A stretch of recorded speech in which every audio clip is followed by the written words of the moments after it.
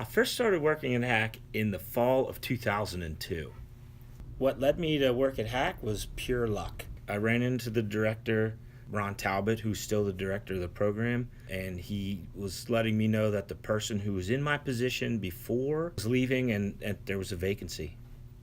Things have changed in the photography program since 2002. We've gone to pretty much 75% digital, where we used to be 100% film-based and traditional processing. The technology changes constantly, and photography is a technology-based communication. My favorite thing about working at Hack is working with students. It's amazing. I get to be a kid every day, and people are a lot of fun to be around. Hack's accreditation and the photography program makes me feel really proud because I'm a major part of that. I get to see students and where they move to, what they end up doing as they get older. And then they also sort of pass my legacy on because they remember me as their instructor and part of their guidance. The only schools that I attended were Harrisburg Area Community College and the University of the Arts in Philadelphia. I chose to attend Hack in 1992 because I really had no other idea what I was supposed to do at that point. I really wasn't even going to attend college at all, and my friends ended up coming here, so I thought I would hang out with them. The reason that I chose the University of Arts was probably the same reason that I chose Hack. My friends were going there, and they were having a good time and learning things, so I decided that I would do the same. I started photography around 1986. I believe the thing that got me most interested in photography was growing up in the skateboard culture in the mid to late 80s, and being from Pennsylvania. We didn't really have any other way of learning about the culture and the sport itself except from the magazines that came from the West Coast. And I had a friend who was always on the spots making photographs of us, and it was just really interesting. My favorite subjects to photograph, really, I don't have a favorite subject. I just love making photographs. The button, pushing the shutter button, is my favorite sound and my favorite thing to do. Next to fly fishing. I'm inspired by everything. When you wake up in the morning, there could be a shot of sunlight coming through your blinds, or in the evening, the wind may be blowing leaves through an area where the sun's hitting, that the light transforms everything, and I pay attention to that in my daily life. So inspiration comes from everywhere. Friends, family, students.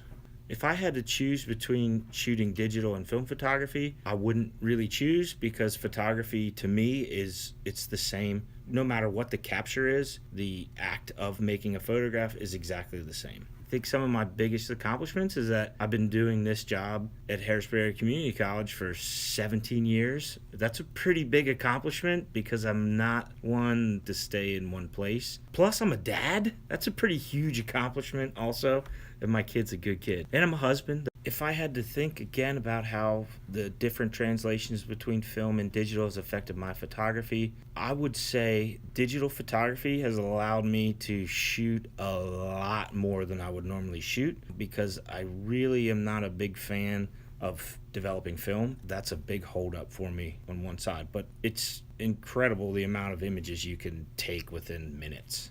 Learning from other photographers, looking at photographers, since photography is a visual medium, you have to constantly look. And the people that came before me are the shoulders that I stand on in order to keep my practice moving forward. I'm inspired by photographers that I see every day. It could be students, it could be a photograph that I see that's historic, it could be a photograph that I see that I have no idea how it's made. So really just looking at photographs and talking with other people who are photographic makers, I get inspired by that.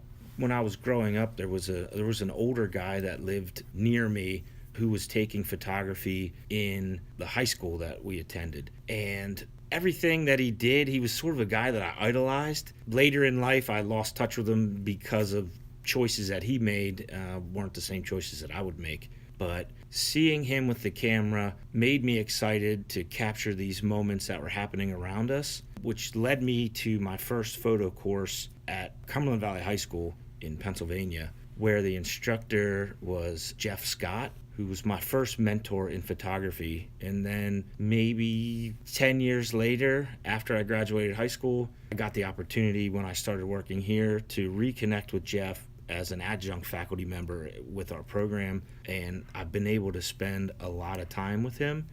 He's inspired me to teach the way I teach and live the way I live and think the way I think. So every time I decide to make a choice, I think about my mentors.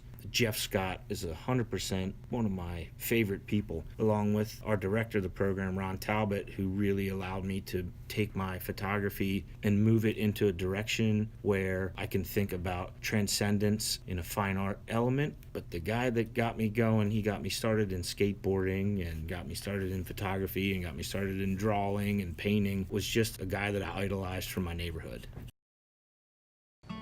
You make the clouds all disappear. Here